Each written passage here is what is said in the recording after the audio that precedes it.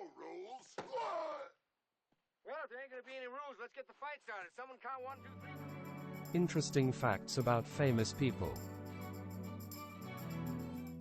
The top 20 best westerns of all time.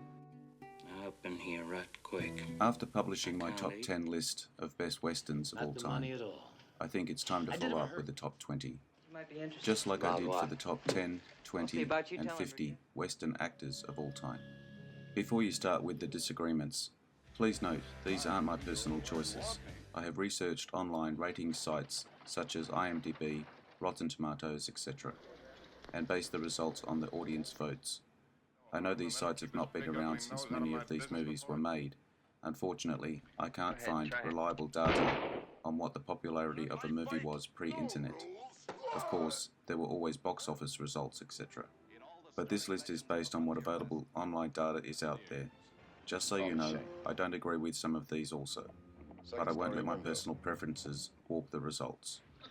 If you like this video, come and see my other videos on the channel. The link is in the description. From John Ford's classics to Sergio Leone's Pasta, these are the best films the Western genre has to offer, so far. The Western is one of the most beloved genres of all. Westerns seem to be making a comeback of sorts. Following is a reminder of some of the greatest Westerns, starting from the bottom with Veracruz, 1954. Double and triple crossed aplenty as mercenaries Burt Lancaster and Gary Cooper team up in revolutionary Mexico to steal a cache of gold. Pretty much dismissed on its release, Veracruz can now be viewed as an exhilarating precursor to the spaghetti westerns of the 60s. Ride Lonesome, 1959. The pick of Bowditcher and Randolph Scott's superb 7-film collaboration follows stone-faced loner Scott's obsessive quest to avenge his wife's murder. Filmed entirely in breathtaking Sierra Nevada locations, and also memorable for its classic western line, "There are some things a man just can't ride around." I done you enough, Brigade. Don't make me kill you. Stop me. One-Eyed Jacks, 1961. Brando fell out with original director Stanley Kubrick, leaving the star to helm the only film he directed, a take on the Billy the Kid legend. One-Eyed Jacks became famous for Brando's excesses, with an original running time of over 4 hours, but is now viewed as a fascinating and brooding masterpiece, and thanks to its stunning Monterey and Big Sur locations, one of the most aesthetically beautiful westerns ever made.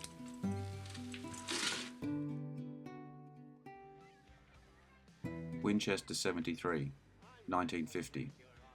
James Stewart showed that he could ride, shoot 'em up, and trade blows with the best of the Western icons in this episodic quest to retrieve his stolen fabled rifle.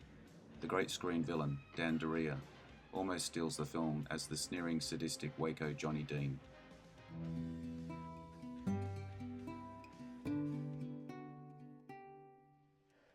Rio Bravo, 1959. John Wayne's sheriff faces an army of bad guys with only a drunk, a young gunfighter, and a crippled old man on his side. The interplay between Wayne, Dean Martin, and Walter Brennan is a delight, and Dino even gets to sing. Great fun all round.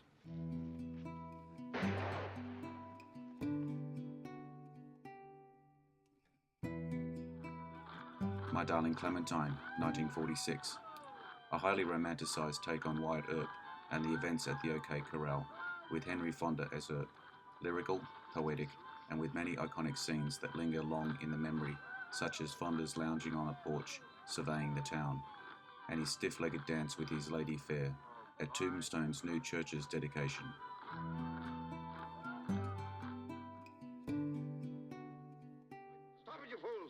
The Oxbow Incident, 1943.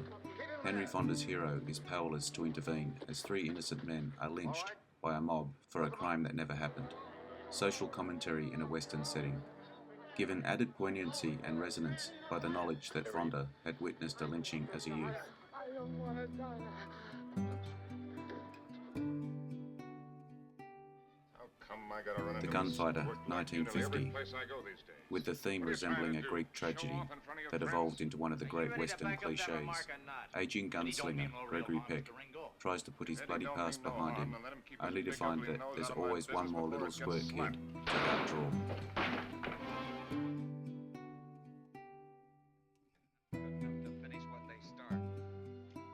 Red River, 1948, epic western from a master filmmaker that gave John Wayne the type of part in which he excelled, as the stubborn, driven rancher determined to see a cattle drive to the bitter end, even if it means killing the foster son, Montgomery Clift, who takes his herd away from him. Every time you turn around, expect to see me. There's one time you'll turn around and... Butch Cassidy and the Sundance Kid, 1969. An Oscar-laden buddy movie trading on the wonderful chemistry between Paul Newman and Robert Redford. Throw in William Goldman's sparkling dialogue, Burt Bacharach's famous soundtrack, and we have an irresistible slice of late 60s cool, tempered with newfound revisionism.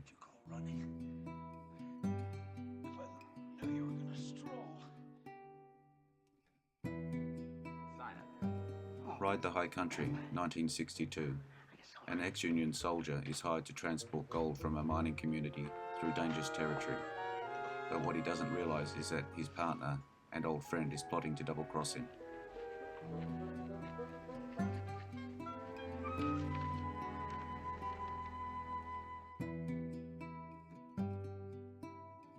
Shane, 1953. With Alan Ladd, perfect as the buckskin gunfighter trying to hang up his six-shooter but finding that there's no living with a killing. Memorable for so many reasons, from the Oscar-winning cinematography and Jack Palance's gleeful bad guy to the lump-in-the-throat ending, which still resonates as little Joey implores, "Come back, Shane."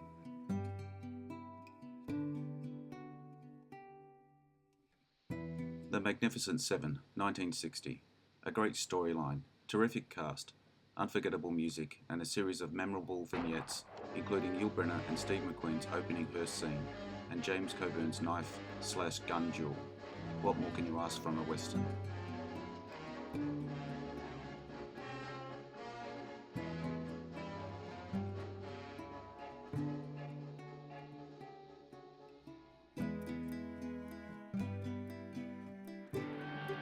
Stagecoach, 1939.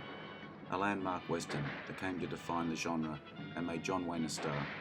Part character study mixed with stirring action sequences, courtesy of famed stuntman Yakima Canutt, with stunning use of Monument Valley on the Arizona-Utah border, the most recognizable location in Western movies.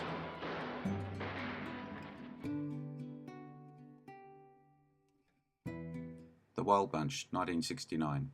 On its release, Peckinpah's visceral masterpiece provoked infamy for its level of violence, and even now the amount of blood and gore on show still shocks. But look beyond the balletic beauty of slow-motion carnage, and it's clear that Peckinpah holds true to his recurring themes of the death of the Old West, and men out of step with the times facing their own imminent demise.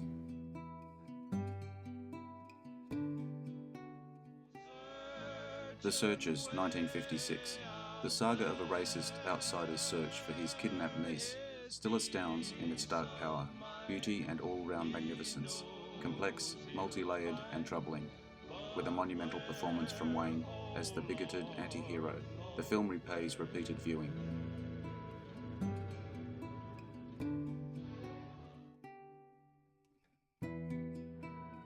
High Noon, 1952.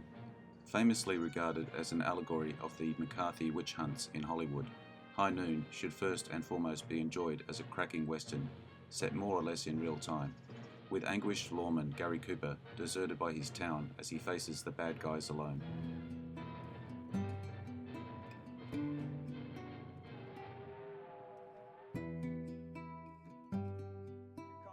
Mr. William Money. Unforgiven, 1992. A ruthless killer turned pig farmer reluctantly takes one last job, and carnage ensues. Eastwood deconstructs the myth and legends of the Western, and the result is a revisionist masterpiece that deservedly won Oscars for Best Picture and Best Director.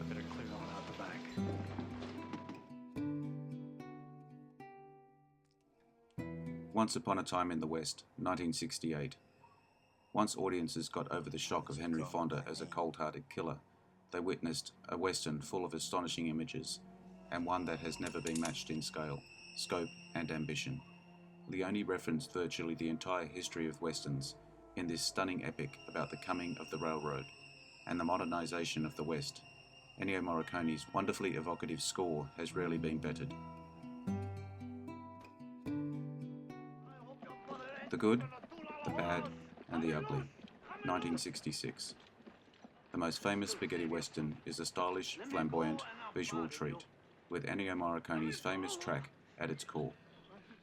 Innovative and hugely influential, boasting several memorable set pieces, including the authentic and moving Civil War sequence. There you go, 20 of the best westerns ever made. Debatable, of course, just like my best western actors. Way too many to fit into a short list. That's why we have more than one list, haha. Before you start telling me which movies I left out, take a look at my channel, link in the description to the other videos I made. I hope you like this video. I'm sure you will let me know in the comments. I appreciate likes, shares, and subscribers. Make sure you hit the notification bell to get my new videos. Bye for now. See you down the trail.